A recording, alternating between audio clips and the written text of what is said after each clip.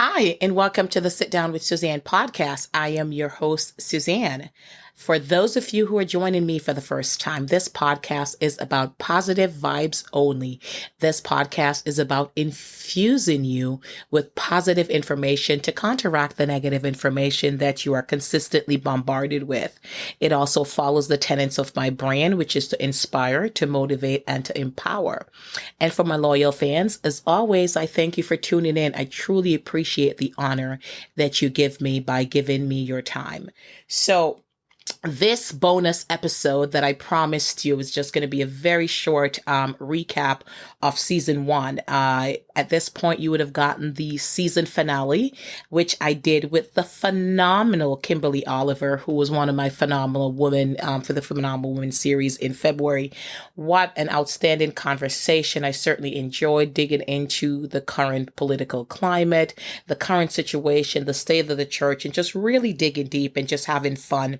It is mutual love and respect for each other.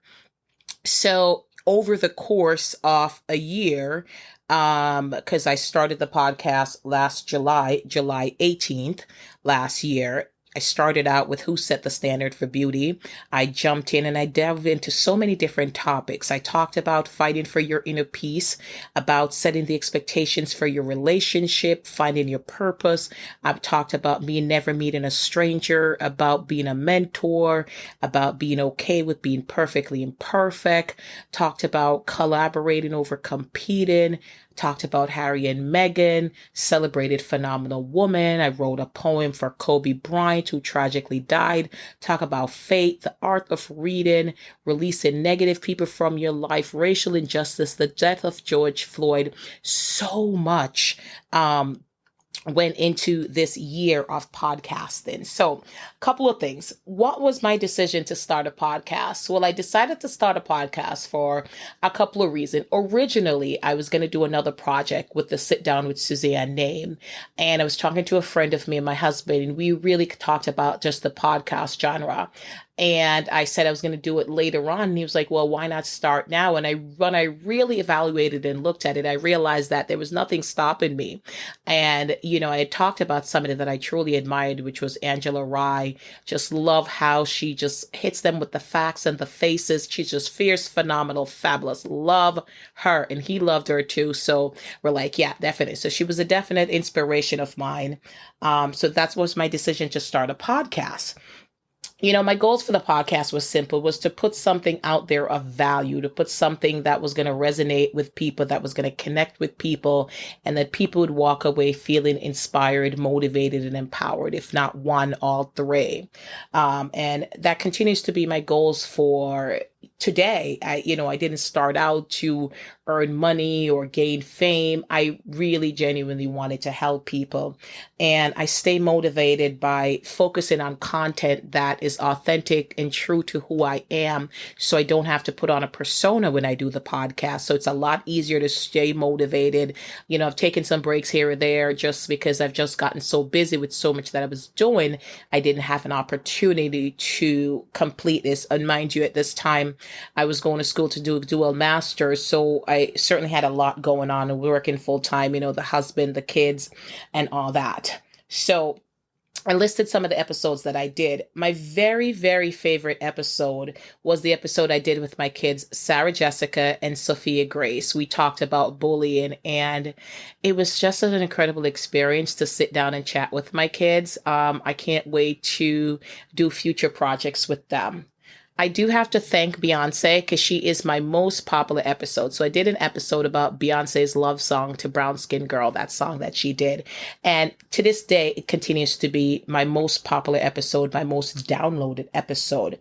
My least popular was The Power of Words, which is ironic because I do believe that words have the power to empower or to tear down, but people, it's downloaded the least. So it's not my least favorite, but it's downloaded the least.